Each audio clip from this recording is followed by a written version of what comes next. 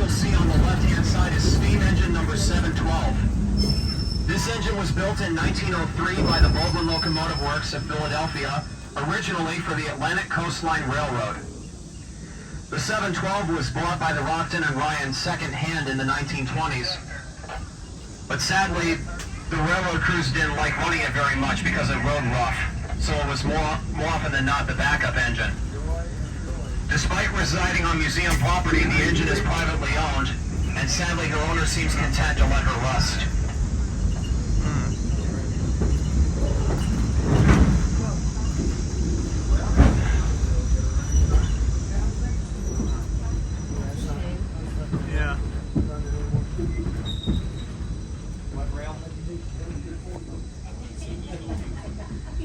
Behind the 712, you'll notice a second tender, which was either for engines 19 or 31.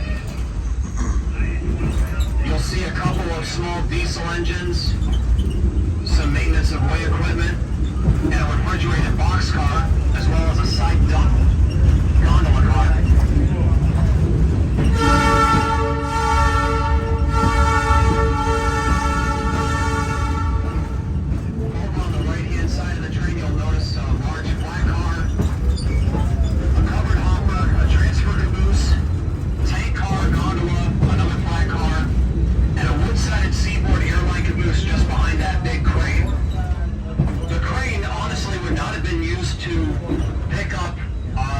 Engines or cars. The crane would have been used to lift huge blocks of stone out of the quarry down at Ryan. If you're curious as to where the quarry is, it'll be off on the left-hand side about a quarter-mile to the south of our train.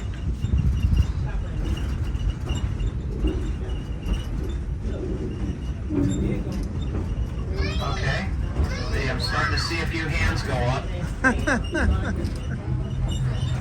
Okay, ladies and gentlemen, how many of you folks know what a Donecker is? For those who don't know, I'm about to blow your minds, okay? Donecker is circus slang for toilet. So that is the toilet tank on the car.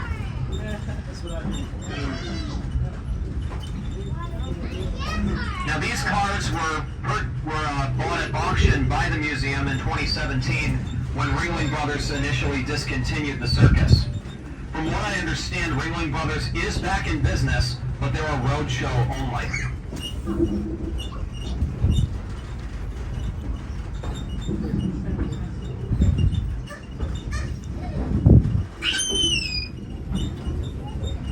This last car in the lineup is not a circus train car. This is a former Union Pacific sleeping car which originally carried the name Pacific Forest. It was later used by Amtrak as a dormitory car on some of their long-distance passenger trains.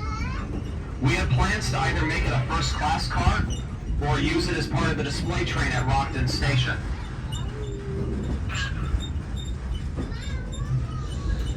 Now, ladies and gentlemen, those of you on the left-hand side, have your cameras handy, because after we pass the passenger cars, you'll see one of the most beautiful structures on the entire railroad.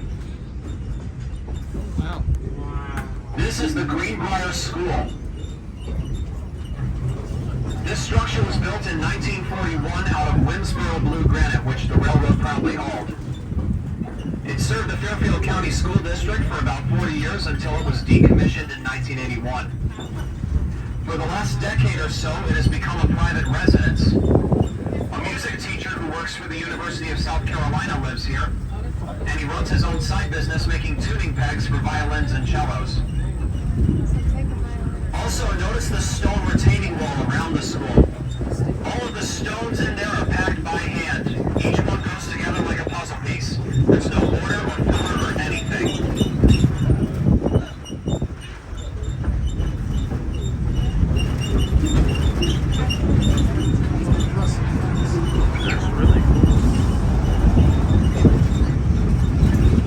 Just ahead of our train on the left-hand side, you'll start to notice that the railroad and the ground are not level with each other.